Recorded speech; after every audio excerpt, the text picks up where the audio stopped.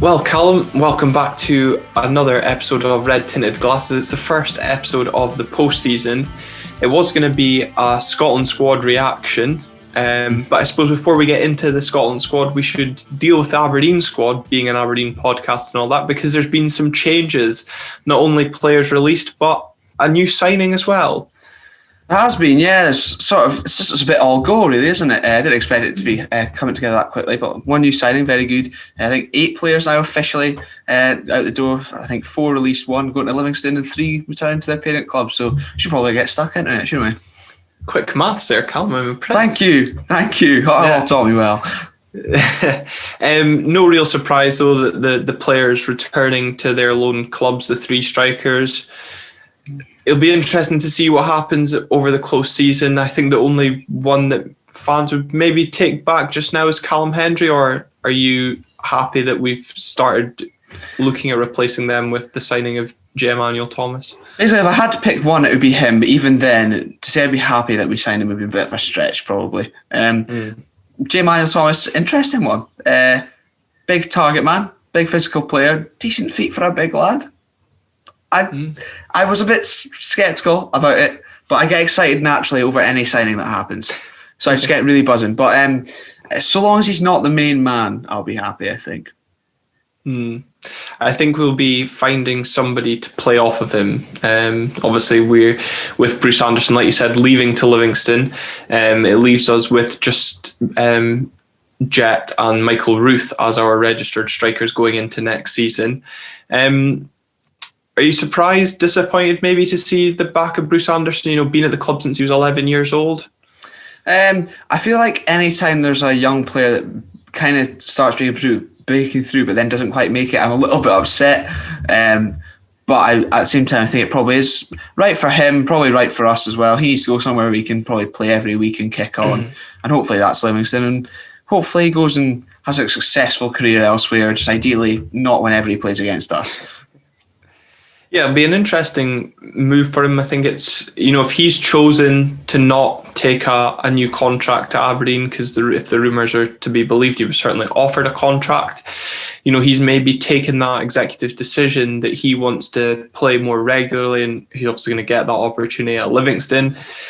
Started his loan spell on a plastic pitch at Hamilton, faded badly. Let's see if the plastic pitch at Livingston's a bit more forgiving to him for a longer spell. But for me, I'm not going to lose any sleep over him leaving. I'll file it under Declan McManus and Lawrence Shankland.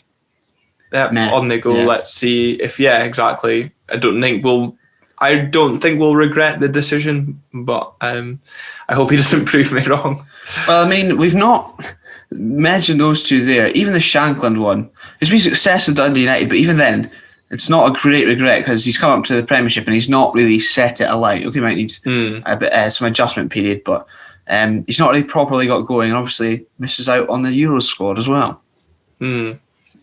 Yeah, and the players that were released, Niall McGinn not mentioned on that list initially from the club. I think many were maybe a bit surprised. Shea Logan, Ash Taylor, Tommy Hoban, the defenders that were released. No surprises there for you? You're getting Greg Lee. That's how much I remembered him. I knew I'd forgotten somebody. Yeah, not really any real surprises. I know we spoke very highly of Tommy Hoban when he first joined, and then I think towards the back end of the season, he sort of his form took a dip. Maybe it's burnt out. I saw someone mention on Twitter that he played 43 games this season, which, considering I don't know the last time he probably played over like 15 or so. He maybe has burnt out, which is a shame. But I wish him all the best. And Ash Taylor as well. He came up probably our best defender this season. As is always the case with Ash Taylor, he is scapegoated a little bit. But to be fair to him, he's better than Considine, and he's better than Tommy Hoban of recent times, especially. But again, it's probably the right time. You're not going to win anything, I suppose, with Ash Taylor. I guess he is pretty limited in what he does. He does well, but not the best if you're going to be trying to play out from the back.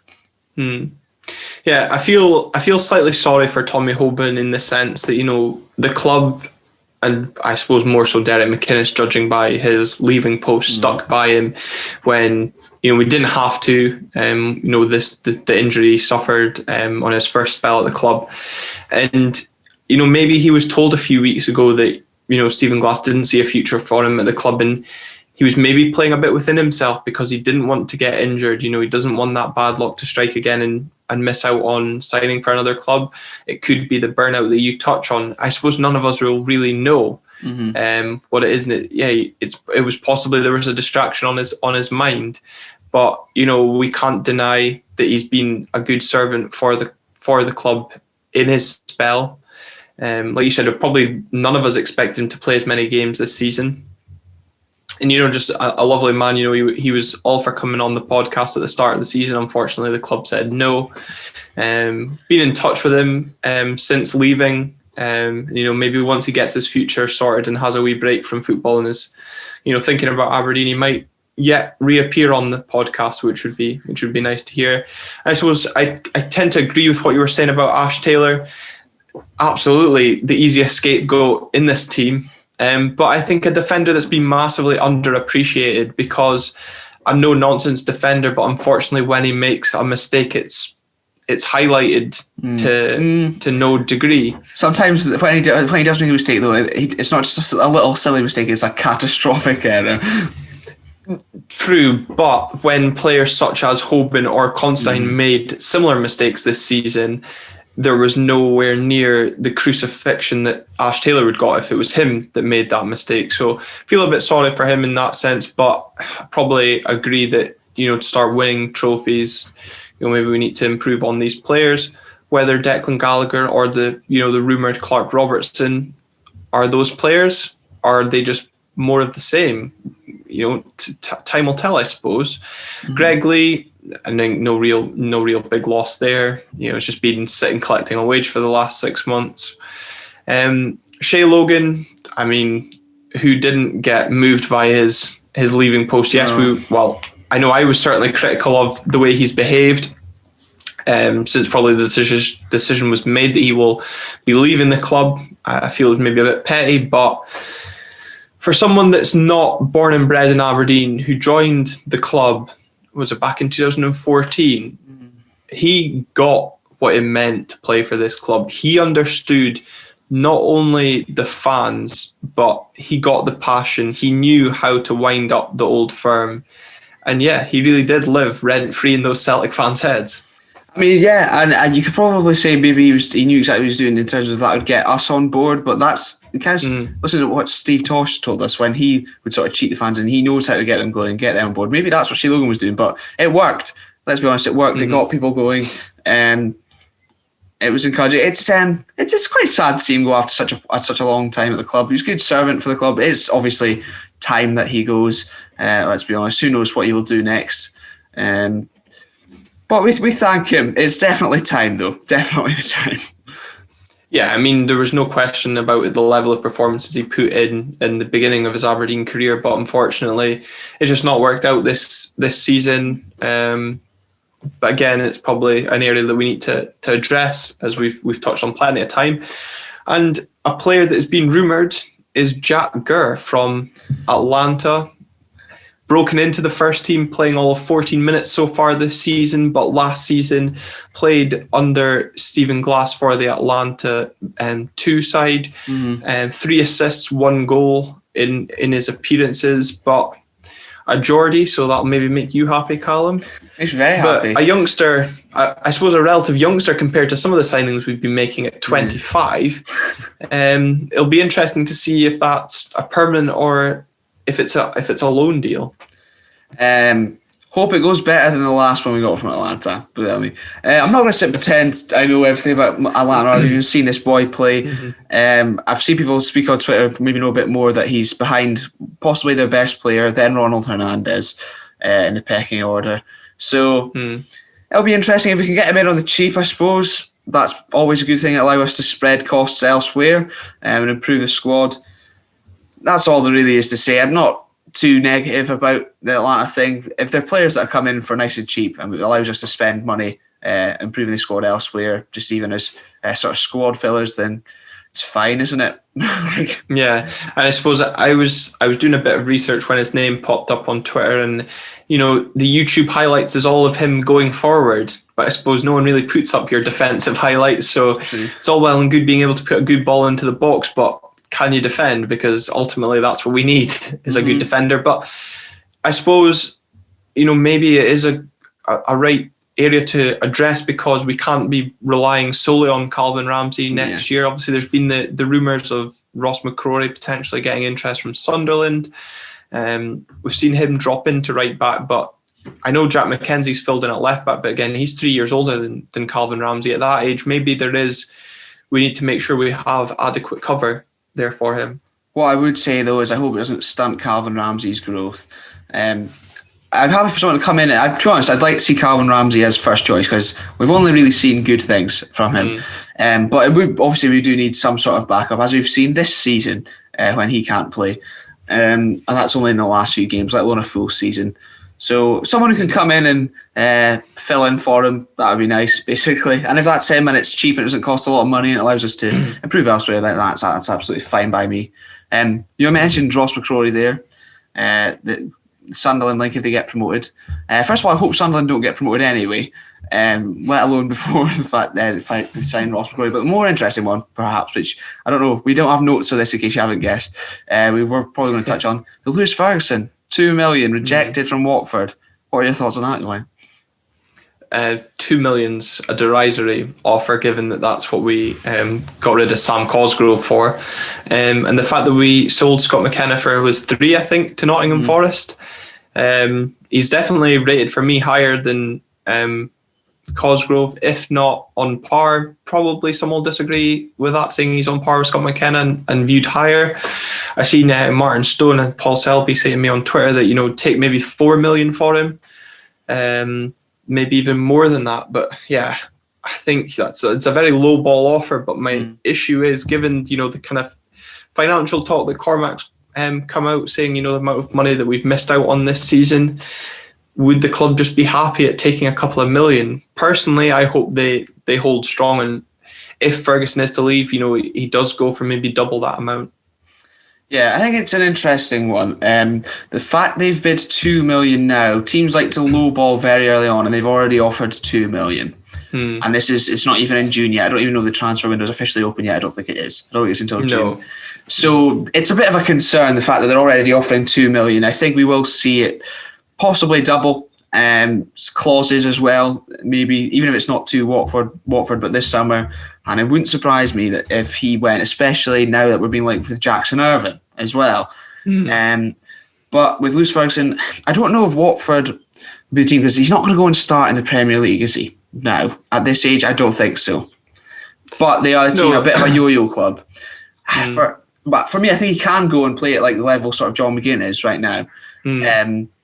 But I don't know. I think he needs to go somewhere where he can play now. It's very important. John McGinn went in at the Championship and went up with them. That's what I'm saying. But now they're already Premier League. Are they going to put in this 21-year-old kid that's just come down from Scotland even? Geography is not a strong point, clearly. I'm not so sure. So basically, don't go to Watford, Lewis, please. We need you, is what I'm trying to say. Well, we'll see what happens. But the first... it's not really the first signing, because it's, I think, the third signing has finally landed at the arrival halls at Cormac Park. Jay Emmanuel Thomas, and if you think that pun is bad, just wait until the season gets started. I can't wait. Tell you that much. I'm really, really thrilled. Free signing, which is nice and cheap. Doesn't break the bank too much. Is it though? Because there was talk of him owing a fee to Livingston, so whether he's paid that himself. I don't understand that, by the way. That sounds like a load of nonsense. It sounds like Martindale dodgy dealing, in my opinion. Well, anyway, whatever it is, he's here now. Maybe not inspiring, but I get excited about transfers regardless. And basically, I watched a couple of his goals for Livingston, and I got a little bit more excited as well. Looks good with his feet. He's a big physical presence. I think he's a good option to have. A very, very good option. Something we maybe lacked with those three strikers. Someone who can just come in and bully. And obviously he's got a little bit more than that too. But if he's supporting cast for a main man, then I'll be a lot happier. But we'll see what happens.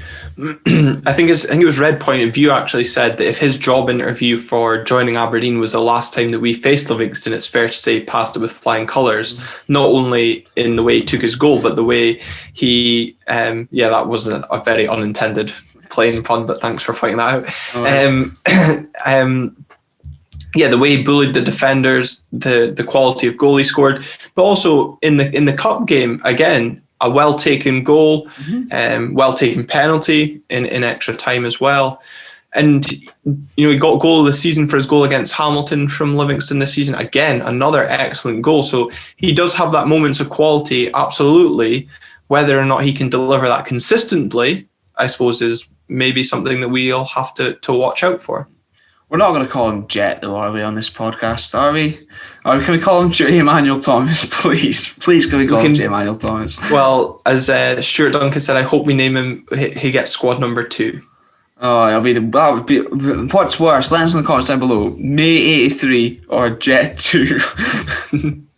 Let us know. Well, we'll soon see. But Ricky Mackey had posted on Twitter that kind of the ages of some of the players that we'll be going into next season with, and it's kind of a point that Calum Watt raised when he was on the show previously about us almost starting our own little retirement home for Scottish football. You'll have Joe Lewis turning 34, Gary Woods turning 31, Considine also 34, Declan Gallagher 30, Scott Brown 35, Johnny Hayes and Niall McGinn 34, and Jay Emmanuel Thomas 31. So we've obviously signed, let's call them experienced players. Yeah, okay. Now is it time that we look in players that we can invest in and have value to sell on in the future, a la Lewis Ferguson? I think so. I also, just briefly mention, I think the less we say about Johnny Hayes right now, the better. Yeah, Another I think... criminal to add to the team. No, I don't know what's going on in this club. It's interesting. It'll be entertaining, I think, anyway. I hope I get my season tickets worth. I think it is. We do need to start adding. Now he did mention when he came in, he said we need to add leaders and things like that. I think we've probably done that now, but we do now need some youthful exuberance around these players and some exciting players as well that'll entertain us. I suppose we do have a few around the club already of these young players that we can invest in, but it'd be interesting to see if he brings in a couple more. I would like to see it, just something that gets a bit more excited, because the signings haven't really been inspiring. They might not be what we want to see, but they might actually be what we need first. But now I want to see what we want to see, basically. Yeah, and I suppose, they came out and said, we'll have players that from kind of the youth academy, but I suppose one of them we're not sure what he's going to do yet is Ethan Ross. If out of contract, whether or not he is willing to accept the contract offer on the table from the club or he views his future elsewhere remains to be seen. But if the club do want to invest in the future, are there homegrown players coming through the academy that, like Jack McKenzie and Calvin Ramsey this season, that we can see make more first team appearances next season? Is Michael Ruth going to get more of a chance next season? Remains to be seen. Yeah, I think it'll be very, very interesting. The Ethan Ross one does seem very, very odd. He's one I'd like to see sign that contract because he's only 19. And I think he does have a lot of room to grow. But the fact nothing's happened, the fact none of them that have been offered have announced that they've signed anything yet is a bit interesting. I keep forgetting Michael Devlin's even about, to be honest. Yeah, rumours of him not actually being a 6-month contract, but a pre-season trial to kind of prove his worth and fitness. But we'll leave that one for the next couple of weeks. But the big announcement today, Calum, was of course the Scotland Euro 2021 squad is officially announced. Feels weird calling it 2021 when it's been Euro 2020 for so long. Yeah, they're still literally calling it that. Like, I've got the team in front of it. It still says 2020. It's a bit weird. It's a bit odd. But we've gone through. Before it was announced, we've noted down what we want / think our squads to be. A bit of both, a little bit, and we don't know what each other have put down. So we don't know. I think we're going to run through the squad and we'll compare it with ours, I guess. Yeah, so I think, Calum's right. What we did was we both wrote down our own squads, like you said, Calum, whether it was who we wanted or who we thought. I think I definitely went with who it was going to be rather than who I wanted. Maybe one or two exceptions. But what we'll do is we'll go from keepers through to forward line and see if we've matched what Steve Clarke's gone with. Obviously, we're recording this pretty much straight away after the squad's been out. So whether or not there is a reserve list, because we might have some question marks around some of the inclusions, but we'll come to that. So, Calum, who is the three keepers that you went with? I think I'll have to give some reasoning for these as well. So obviously got David Marshall. That's a given. Craig Gordon, I think, was always going to be the number 2 man. But number 3, I hadn't gone for John McLaughlin. I'd gone for Zander Clarke, and I will explain myself now. John McLaughlin has played 9 games, I think, for Rangers this season, all told. Not a lot of first-team football. And I always am of the belief that the third keeper should be like, they're not going to play, so like someone who can benefit from the experience. And looking past these 3 goalkeepers, there's not a lot of options that we're going to have in the future. Robbie McCrory dropped by Livingston lately, basically. For their other goalkeeper. So yeah, I've gone Zander Clarke. He's had some good form in the league. They're top half, St Johnstone, and Betfred Cup winners, Scottish Cup finalists. So that was my inclusion. Glen, what about your 3 goalkeepers? Did you get it right? I did. I got it bang on the money. And, for those of you that maybe tune in to this podcast as well as Scotland podcasts such as the Hampden Roar podcast or Tart and Scarf, make sure you check them out for up-to-date Euro 2021 content. Great podcast for all things Scotland. The third choice keeper was a hot topic of debate for them, as a couple of them thought, is there really much point in taking a third goalkeeper because it's kind of a pointless squad filler? But John McLaughlin's actually played 11 times for Rangers this season, and he's actually kept a stunning amount of clean sheets. But then I suppose Rangers have kept a ridiculous amount of clean sheets already this season. I was between him and Liam Kelly, actually. I hadn't really given Zander Clarke much thought, but I just thought given that John McLaughlin's previously been in the squads, it would be who Steve Clarke chose. So yeah, I got those 3 right. Yeah, I think like if there's disaster, then you're maybe better off having John McLaughlin in the squad. But the likelihood of that happening and the benefit that John McLaughlin will have of being there and not really playing in terms of future going forward, possibly reaching future tournaments, isn't that big. Although, having said that, maybe if we qualify for the World Cup, he might be, because I mean, Gordon and Marshall are aging; they're getting on a bit. But I suppose that was the argument that the guys on Hampden Roar were making was, do you look at a Liam Kelly as Zander Clarke because they will be ones for the future? Exactly. And speaking of ones for the future, right, well, we go through our defence. Do you want to just do right backs, right/right wing backs first? Will we do it like that? Well, I don't really. I've just written down a heap of names. So you wrote down a heap of names, right? Yeah. I'll go. But you can tell who's who. For right back/right wing back, I'd gone for Stephen O'Donnell. Yeah. I'd gone for Sean Rooney, which was interesting. Yeah. You'd gone for Sean Rooney as well. I went for both. Of those as well. I thought Sean Rooney, just for given his level of performances for St Johnstone so far this season, I put him down. Nathan Patterson's obviously got the nod at right back for, I suppose, his performances in the Europa League. At least it'll give Rangers fans something to be cheerful about, given the slandering that they've taken after their weekend's antics. But we just spoke about their building for the future, and I suppose Nathan Patterson's involvement is building for the future. Yeah, what I'm saying, I think I would have probably taken Sean Rooney, but at the same time, I can completely understand the Patterson one, because going forward in future years, there's not a lot of options looking like now for right back. I think there's probably him and Hickey, and even then Hickey plays left back mainly, even though I think he is right-footed. So I think it is beneficial to take him over definitely Palmer anyway. So I can't really complain, to be honest, about that. I don't know how much football he'll actually play. But it'll be interesting. I think he'll definitely play against Luxembourg in the warm-up friendlies, but not sure. I suppose people have said that given the games that he's played for Rangers, I think was it Benfica he scored against in the Europa League. I could be wrong on that, but he's coped on that stage for Rangers, albeit these games have been behind closed doors. So if he can deal with that, hopefully, if called upon in this major tournament, he can cope with that pressure. Do you want to go to the left side then? The left side, okay. Very much predictable. This Robertson, Tierney, and Taylor. It's as straightforward as that. I thought that was going to be the... So what? Is that who you went for, was it? That's who I went for, yeah, because basically Tierney and Robertson are two probably best players, up there anyway. And then Taylor as backup because Tierney will probably be needed on the left side of centre-half. Simple as that. What about you? Those three? Nope, I did not have Greg Taylor because I was very unimpressed with his performance at Pittodrie.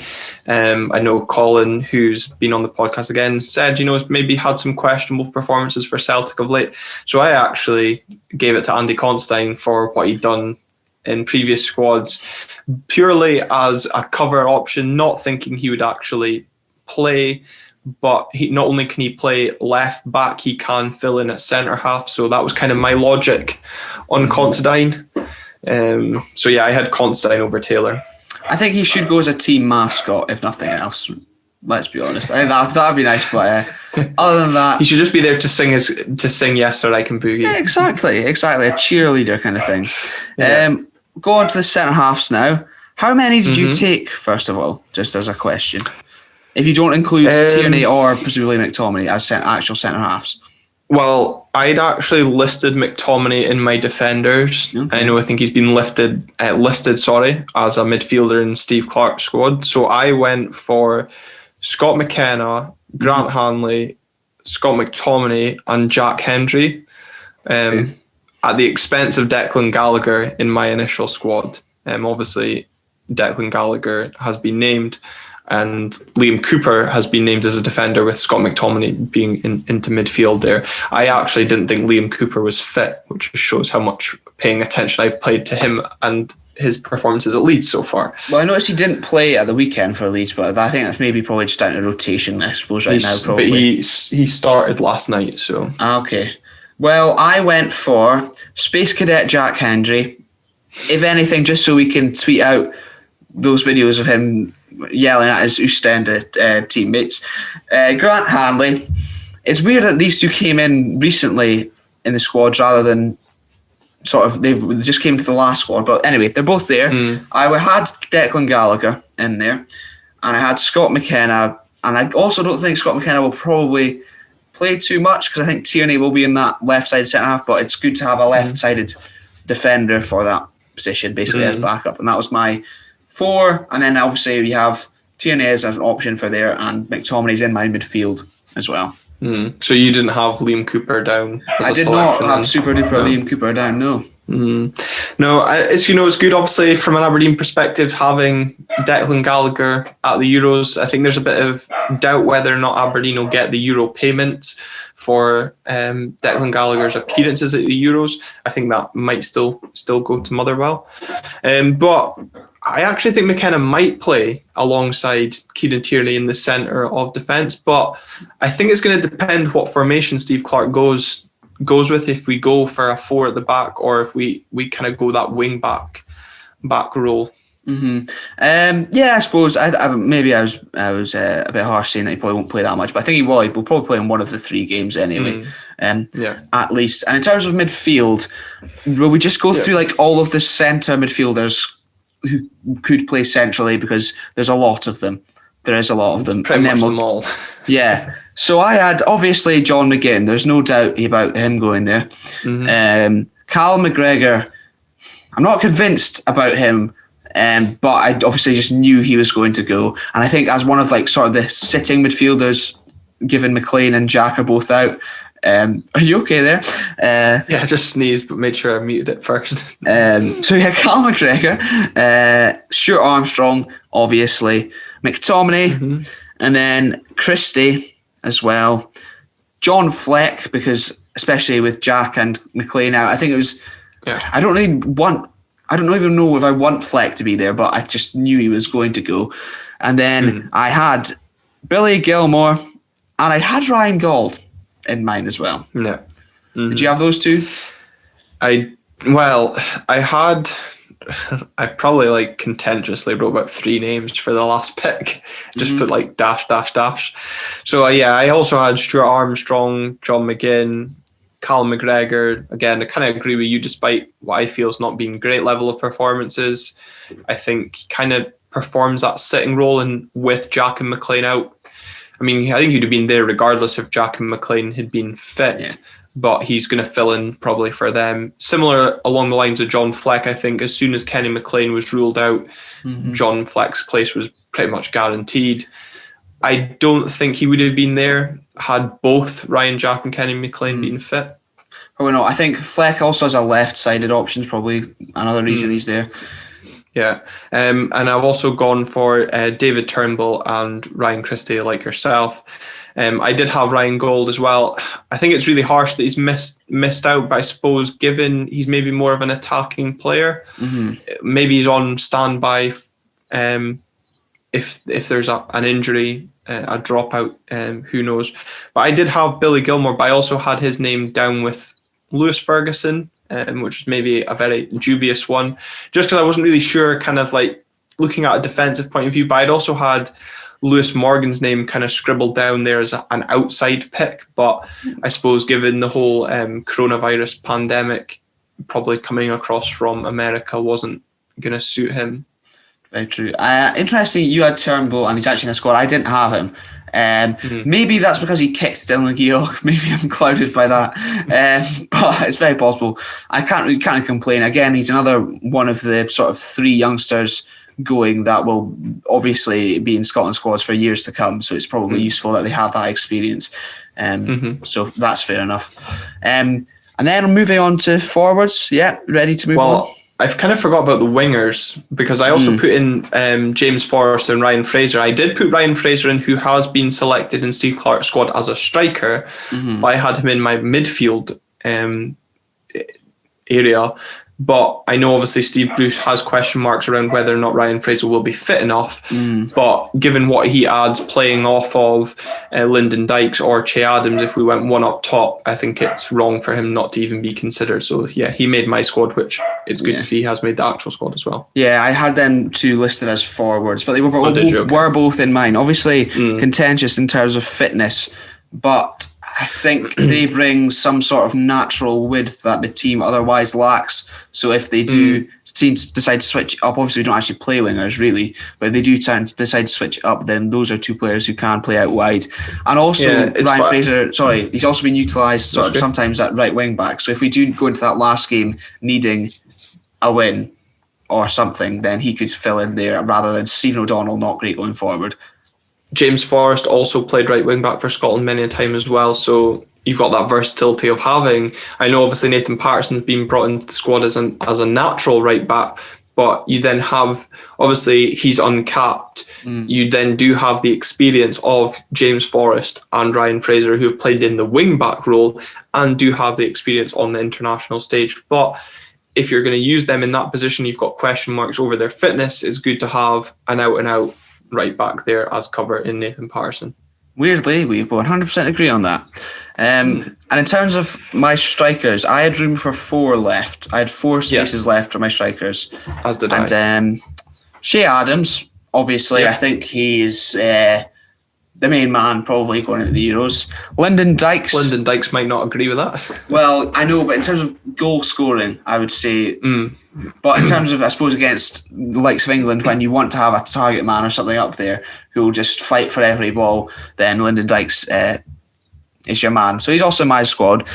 I went with Nisbet over Shankland because I think Nisbet's performed to a higher level in a better team who finished 3rd in the league, basically. And then I took Lee Griffiths because I think if you need a goal with 10 minutes to go and you need one man that will take the one chance that is created, he's your boy and we saw it against Aberdeen. So He was my man, but I can understand obviously why he's not gone. Barely played for Celtic that much. His fitness, let alone for Scotland, and his fitness is obviously coming into question too. But what about your 4? I mean, I really don't have anything else to add because that is exactly my 4, and the reasoning is all the same. Nisbet over Shankland purely because of form over the last few weeks, and Griffiths as well. I am surprised to see no Lee Griffiths in the squad again. Maybe like Ryan Gold finds himself on a reserve list because he is probably the most natural finisher in Scotland, and for one player that you might want to pop up, as you said, we saw it recently at Pittodrie. He knows where the back of the net is, clinical maybe from a dead ball situation as well. But again, I totally agree with you, can understand why he's not found himself in the squad. But yeah, no disagreements there on that 4. But as we said, only 3 of those that we've mentioned have been picked as forwards. Ryan Fraser picked as a forward for Scotland. Well, he did in previous games. I think actually in the Serbia game he played. Did he play up there? I can't remember. Anyway, they've all sort of blended into one. And also I think it was the Czech Republic game at home. He's played in caused problems. League. Yeah. Mm-hmm, yeah. Exactly. And as a Newcastle fan, it's just nice to see him in there as well, even though he's barely played for us this season. But there's our squads. You'll have to let us know in the comments down below or on Twitter at @RTG_podcast what you think. I'm sure not everyone will be in agreement, so I look forward to hearing some of your reasoning as well behind some of the picks. Anything else to add before we wrap up, Glenn? No, I don't think so. It was, for not being an organised episode, I think that went quite well. Nice to have some transfer talk to discuss on this episode, and also Scotland, which now that the squad's been announced makes it feel all the more real. I thought I was guaranteed a ticket for Wembley until I checked my points and I'm a point short, so I'm hoping that this time next week I'll have managed to get my hands on a ticket and be able to see Scotland at the Euros, which will be a great achievement. But as Calum said, if you're watching on YouTube or listening, why don't you make a comment on the YouTube channel or tweet us at @RTG_podcast with your thoughts. If you are watching, make sure you like and subscribe to the channel as well for all the up-to-date content. We are closing in on 500 subscribers, which is some achievement, Calum. And if you have subscribed, make sure those notifications are on for our next episodes coming out with Liz Bowie, the Chief Executive of the Community Trust, and a player interview, which we should hopefully have out in the next couple of weeks. Exactly. I think that's all I have to say is thank you very much for tuning in.